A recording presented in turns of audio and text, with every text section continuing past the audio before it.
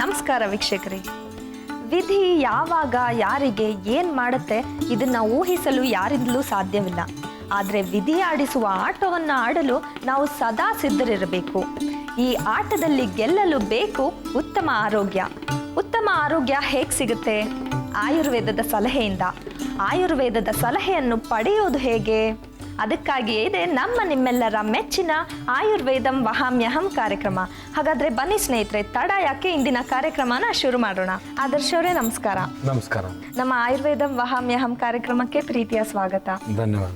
ಆದರ್ಶ ಅವರೇ, ಈಗ loose motion problem ಏನಿದೆ ಅದು ಬರೋದಕ್ಕೆ ಕಾರಣಗಳೇನು, ಹಾಗೆ ಅದು ಬಂದ ಮೇಲೆ ಪರಿಹಾರ ಏನು, ಮನೆ ಔಷಧ ಏನೆಲ್ಲ ಮಾಡ್ಕೊಬೋದು, ಅದಕ್ಕೆ ಇದ್ರ ಬಗ್ಗೆ ತಿಳಿಸ್ಕೊಡ್ತೀರಾ?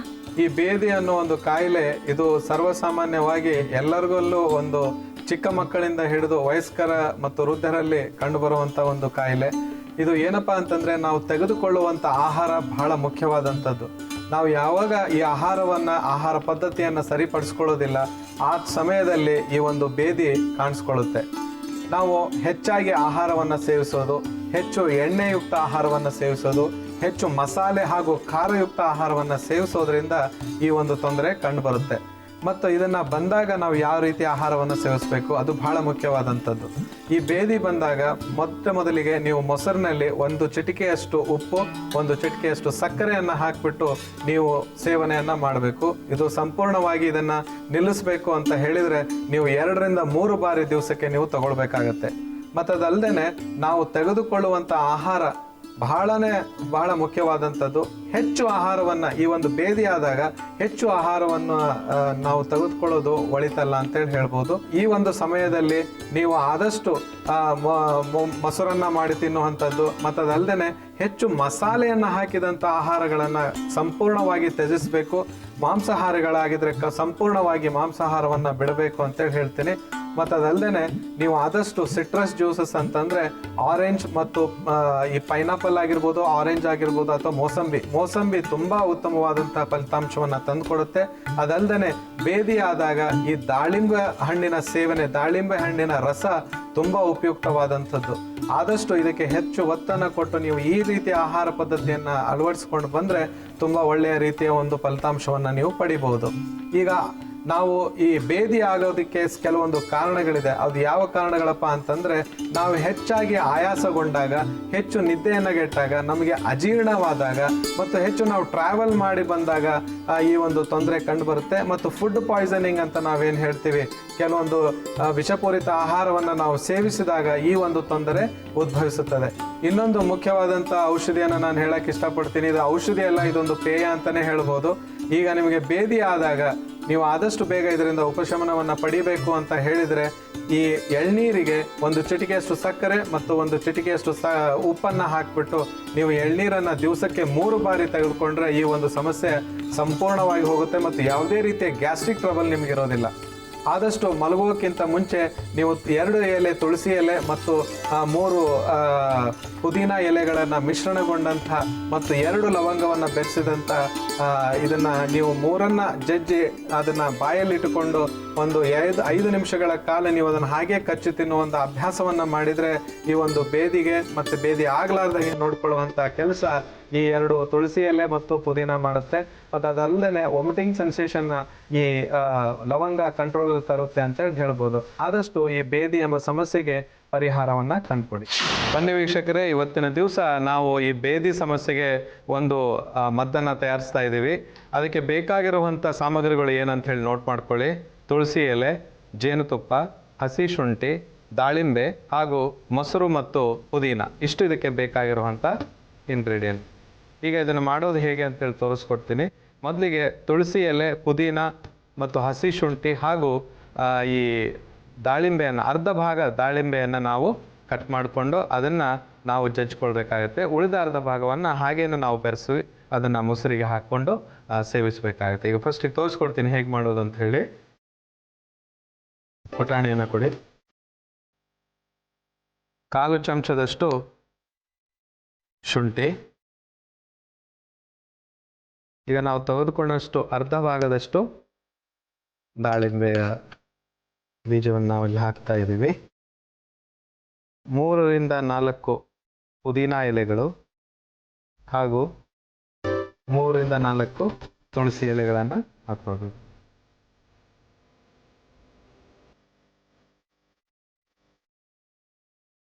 ಇದು ಚೆನ್ನಾಗಿ ಟೇಸ್ಟ್ ಆಗಬೇಕಾಗುತ್ತೆ, ಯಾಕಂತಂದ್ರೆ ಇದನ್ನ ಮೊಸರಿನಲ್ಲಿ ನಾವು ಮಿಕ್ಸ್ ಮಾಡಬೇಕು ನಂತರ. ಅದಕ್ಕಾಗಿ ಚೆನ್ನಾಗಿ ಪೇಸ್ಟ್ ಮಾಡಿ ನಂತರ ಅದಕ್ಕೆ ನಾವು ಜೇನುತುಪ್ಪವನ್ನು ಸಹ ಹಾಕೊಳ್ಬೇಕು.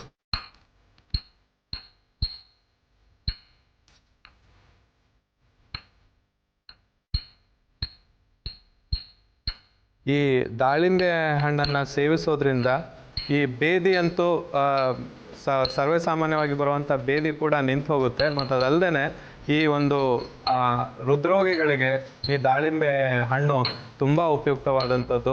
ಕೊಲೆಸ್ಟ್ರಾಲನ್ನು ಕಡಿಮೆ ಮಾಡೋದಕ್ಕೆ ತುಂಬ ಒಳ್ಳೆಯವಾದಂಥ ಒಂದು ದಾಳಿಂಬೆ ಅನ್ನೋ ಒಂದು ಹಣ್ಣು ತುಂಬ ಉಪಯುಕ್ತವಾಗಿದೆ ಅಂತೇಳಿ ಹೇಳ್ಬೋದು. ಇವತ್ತಿನ ಈ ಒಂದು ಮದ್ದಿನಲ್ಲಿ ನಾವು ಮಾಡ್ತಾ ಇರುವಂಥದ್ದು ಈ ಹಸಿ ಶುಂಠಿ, ಪುದೀನ ಮತ್ತು ತುಳಸಿ ಎಲೆ ಈ ಒಂದು ಡೈಜೆಷನ್ನಿಗೆ ಯಾವ ರೀತಿಯ ಒಂದು ತೊಂದರೆ ಆಗಿರುತ್ತೆ ಬೇದಿ ಆಗುವಾಗ ಕರಳಿಗೆ, ಅದನ್ನು ಅದು ನಿಲ್ಲಿಸುತ್ತೆ. ನಂತರ ಇವೆಲ್ಲ ಬೆರೆಸಿದಂಥ ಈ ಒಂದು ಸಾಮಗ್ರಿಗಳನ್ನು ಬೆರೆಸಿದಂಥ ಒಂದು ಈ ಪೇಯ ಅಥವಾ ಏನೋ ಒಂದು ಮದ್ದನ್ನು ನಾವಿಲ್ಲಿ ತಯಾರಿಸ್ತಾ ಇದ್ದೀವಿ, ತುಂಬ ಉಪಯುಕ್ತವಾದಂಥದ್ದು ಅಂತೇಳಿ ಹೇಳ್ಬೋದು. ಇದು ರೆಡಿ ಆಗಿದೆ. ಬನ್ನಿ ಈಗ ಈ ಕುಟಾಣಿಯಲ್ಲಿ ನಾವು ಮಾಡ್ಕೊಂಡಿರೋಂಥ ಪೇಸ್ಟನ್ನು ಒಂದು 100-150 ml ನಾವು ಮೊಸರನ್ನು ತೊಗೊಂಡಿದ್ದೀವಿ. ಅದಕ್ಕೆ ಇದನ್ನು ನಾವು ಹಾಕಬೇಕು.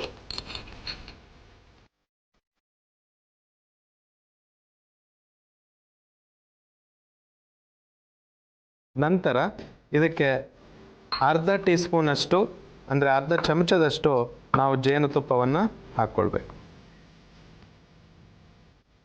ಹಾಕಿ ಇದನ್ನು ಚೆನ್ನಾಗಿ ಮಿಕ್ಸ್ ಮಾಡ್ಕೊಳ್ಬೇಕು.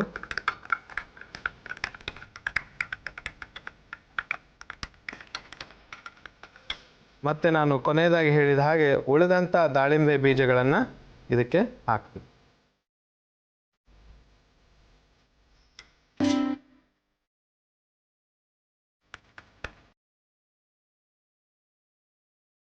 ಈಗ ಇದು ನಾವೇನು ಒಂದು ತಯಾರಿಸಿದ ಮಿಶ್ರಣ ಏನಿದೆ ಇದು ಸಿದ್ಧವಾಗಿದೆ. ಇದನ್ನು ನಾವು ನಾರ್ಮಲಾಗಿ ಬೇದಿ ಆಗುವ ಸಮಯದಲ್ಲಿ 2 ತಾಸಿಗೆ ಅಂದರೆ 2 ಗಂಟೆಗಳ ಒಂದು ಅವಧಿಗೆ ಪ್ರತಿ 2 ಗಂಟೆಗೆ ನಾವಿದನ್ನು ಈ ಮೊಸರನ್ನು ಸೇವಿಸಬೇಕು. ಇವತ್ತು ನಾವು ಮಾಡಿ ತೋರಿಸಿದಂಥ ಮೊಸರನ್ನು ಇದನ್ನು ನೀವು ಕನಿಷ್ಠ ಪಕ್ಷ 3ರಿಂದ 4 ಟೀ ಸ್ಪೂನಷ್ಟು ತಿನ್ನಬೇಕು. ಮತ್ತು ಇದು ತಿಂದ ನಂತರ ನೀರನ್ನು ಮಾತ್ರ ಕುಡಿಬಾರ್ದು.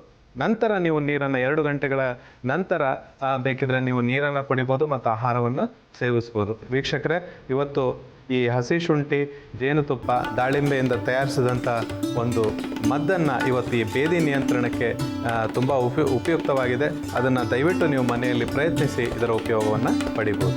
ಬೇದಿ ನಿವಾರಣೆಗೆ ಮನೆ ಔಷಧ.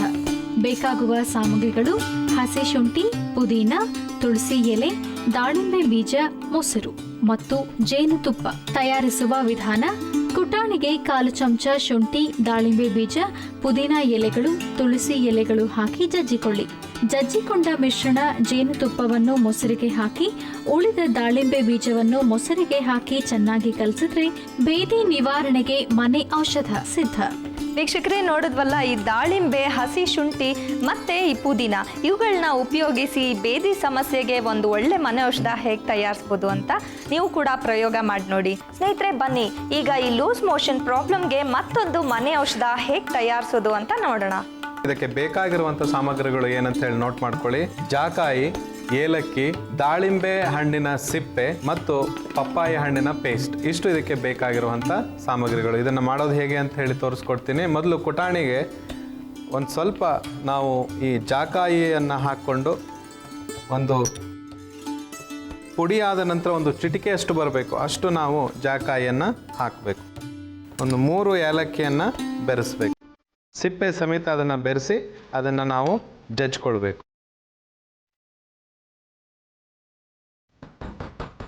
ಇದು ಡೈಜೆಷನ್ ಅಲ್ಲದೆ ಹೊಟ್ಟೆಯಲ್ಲಿ ಯಾವುದೇ ರೀತಿಯ ಒಂದು ಹುಳು ಆಗಿರ್ಬೋದು ಅಥವಾ ಯಾವುದೇ ರೀತಿಯ ಒಂದು ತೊಂದರೆ ಆ ಕರಳಿಗೆ ಆದಾಗ ಅದನ್ನು ತಡೆಗಟ್ಟುವಂಥ ಒಂದು ಶಕ್ತಿ ಜಾಕಾಯಿಗಿದೆ. ಅದರೊಟ್ಟಿಗೆ ವಾಮಿಟಿಂಗನ್ನು ನಿಲ್ಲಿಸುವಂಥ ಒಂದು ಶಕ್ತಿ ಕೂಡ ಈ ಏಲಕ್ಕಿಗೆ ಇರೋದ್ರಿಂದ ಇವೆರಡನ್ನು ನಾವು ಬೆರೆಸಿ ಮಾಡ್ತಾ ಇದ್ದೀವಿ. ಮತ್ತು ಅದಲ್ಲದೆ ಇವತ್ತು ನಾವು ಒಂದು ವಿಶಿಷ್ಟವಾಗಿ ಮುಖ್ಯವಾಗಿ ನಾವು ಇವತ್ತು ಈ ದಾಳಿಂಬೆ ಹಣ್ಣಿನ ಸಿಪ್ಪೆಯನ್ನು ಇಲ್ಲಿ ಯೂಸ್ ಮಾಡ್ತಾ ಇದ್ದೀವಿ. ಈ ದಾಳಿಂಬೆ ಹಣ್ಣಿನ ಸಿಪ್ಪೆ ತುಂಬ ಉಪಯುಕ್ತವಾದಂಥದ್ದು. ಈ ಕಷಾಯ ಸ್ವಲ್ಪ ಕುಡಿಯುವಾಗ ಒಗರಾಗಿರುತ್ತೆ. ಈ ದಾಳಿಂಬೆ ಸಿಪ್ಪೆ ಎಷ್ಟು ವೈಶಿಷ್ಟ್ಯತೆಯನ್ನು ಹೊಂದಿದೆ ಅಂತಂದರೆ, ಈ ದಾಳಿಂಬೆ ಸಿಪ್ಪೆಯಲ್ಲಿ ಕ್ಯಾಲ್ಶಿಯಂ ಮತ್ತು ಮ್ಯಾಗ್ನೀಷಿಯಂ ಇರೋದ್ರಿಂದ ತಕ್ಷಣವಾಗಿ ಭೇದಿ ನಿಯಂತ್ರಣಕ್ಕೆ ಇದು ತುಂಬ ಒಳ್ಳೆ ಮದ್ದು ಅಂತೇಳಿ ಹೇಳ್ಬೋದು. ಈಗ ಇದು ಹೌದು ಕಿರಣ್ಮಯೂರು, ಇದು ಆಗಿದೆ. ಹೌದು, ಇದಕ್ಕೆ ನಾವು 1 ಟೀ ಸ್ಪೂನ್ ಅಷ್ಟು ದಾಳಿಂಬೆಯ ಸಿಪ್ಪೆಯನ್ನು ಬೆರೆಸಬೇಕು. ನಾವು ಸಾಮಾನ್ಯವಾಗಿ ದಾಳಿಂಬೆ ಹಣ್ಣಿನ ಕಾಳುಗಳನ್ನ ತಿಂದು ಅದ್ರ ಸಿಪ್ಪೆನ ಬಿಸಾಕ್ಬಿಡ್ತೀವಿ. ಆದ್ರೆ ಅದರ ಸಿಪ್ಪೆಯಲ್ಲೂ ಎಷ್ಟು ಒಳ್ಳೆ ಗುಣ ಇದೆ ಅಂತ ಈಗ ಗೊತ್ತಾಗುತ್ತೆ. ಹೌದು ನೋಡಿ, ಇದನ್ನು ಕೂಡ ನಾವು ಸ್ವಲ್ಪ ಜಜ್ಕೊಳ್ಬೇಕು. ಏನಿದು ಜಾಸ್ತಿ ಜಜ್ಕೊಳ್ಳೋದೇನು ಬೇಕಾಗಿಲ್ಲ, ಅಷ್ಟು ಸಾಕನ್ಸುತ್ತೆ. ಈಗ 1 ಗ್ಲಾಸನ್ನು ಕೊಡಿ.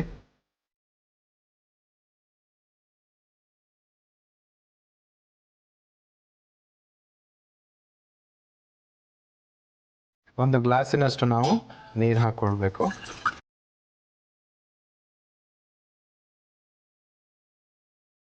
ನಂತರ ಇದಕ್ಕೆ 2 ಟೀ ಸ್ಪೂನ್ ಅಷ್ಟು ಪಪ್ಪಾಯಿ ಹಣ್ಣಿನ ಪೇಸ್ಟ್. ಸ್ವಲ್ಪ ಜಾಸ್ತಿ ತೊಗೊಂಡ್ರೂ ಏನು ತೊಂದರೆ ಇಲ್ಲ. ಆದಷ್ಟು ನೀವು ಪಪ್ಪಾಯಿ ಹಣ್ಣಿನ ಪೇಸ್ಟನ್ನು ಹಾಕುವಾಗ ಸಿಪ್ಪೆ ಸಮೇತ ಹಾಕೋದು ತುಂಬ ಉತ್ತಮ ಅಂಥೇಳಿ.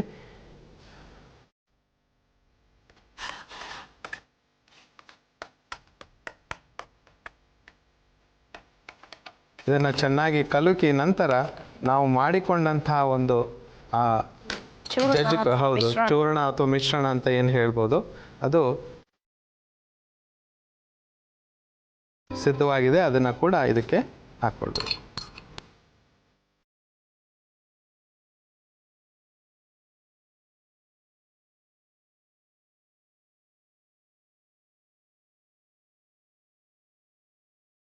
ಇದು 1 ಕುದಿ ಬಂದರೆ ಸಾಕು. ಇದನ್ನು ಸೇವಿಸುವ ವಿಧಾನ ಏನಪ್ಪ ಅಂತಂತಂದರೆ, ಊಟವಾದ ನಂತರ, ಮಧ್ಯಾಹ್ನದ ಹೊತ್ತಿನಲ್ಲಿ ಊಟವಾದ ನಂತರ ಮತ್ತು ರಾತ್ರಿ ಹೊತ್ತು ಊಟವಾದ ನಂತರ ಈ ಒಂದು ಕಷಾಯವನ್ನು ನೀವು ಸೇವಿಸಬೇಕು.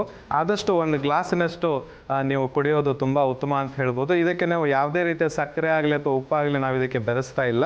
ಹೀಗೇ ಇದನ್ನು ಕುಡಿಯೋದ್ರಿಂದ ತಕ್ಷಣವೇ ಭೇದಿ ನಿಯಂತ್ರಣ ಕಂಟ್ರೋಲ್ನಲ್ಲಿ ಬಂದ್ಬಿಡುತ್ತೆ. ಮತ್ತು ಅದಲ್ಲದೆ ಹೆಚ್ಚು ಗ್ಯಾಸ್ಟ್ರಿಕ್ ಟ್ರಬಲ್ ಆಗಿದರೆ, ಗ್ಯಾಸ್ ಫಾರ್ಮೇಷನ್ ಆಗಿದ್ರೆ ಕೂಡ ಇದರಿಂದ ಒಳ್ಳೆಯ ಒಂದು ಸಮಸ್ಯೆಗೆ ನೀವು ಪರಿಹಾರವನ್ನು ಕಂಡುಕೊಳ್ಬೋದು. ವೀಕ್ಷಕರೇ, ಇದು 1 ಕುದಿ ಬಂದ ನಂತರ ನಾವು ಇದನ್ನು ಆಫ್ ಮಾಡಿಕೊಂಡು ನಂತರ ಅದನ್ನು ನಾವು ಸೋಸಿಕೊಂಡು ಅದನ್ನು ನಾನು ಹೇಳಿದ ಪ್ರಕಾರ ನಿಮ್ಮ ಮಧ್ಯಾಹ್ನದ ಊಟ ಮತ್ತು ರಾತ್ರಿ ಊಟವಾದ ಮೇಲೆ ಇದನ್ನು ಸೇವಿಸಬೇಕಾಗತ್ತೆ.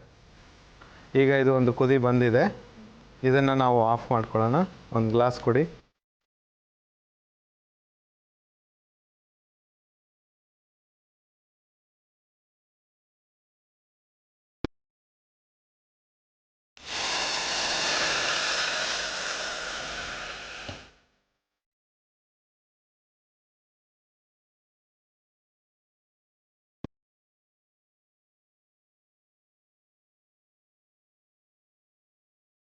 ಇದು ಸಂಪೂರ್ಣವಾಗಿ ಈ ರಸವನ್ನು ನೀವು ಈ ಥರ ಕುಡಿಬೇಕಾಗತ್ತೆ. ದಿವಸಕ್ಕೆ 2 ಬಾರಿ ಅಂತ ಹೇಳಿದ್ದೀನಿ. ತಕ್ಷಣವೇ ಭೇದಿಗೆ ಪರಿಹಾರವನ್ನು ನೀವು ಕಂಡುಕೊಳ್ಬೋದು.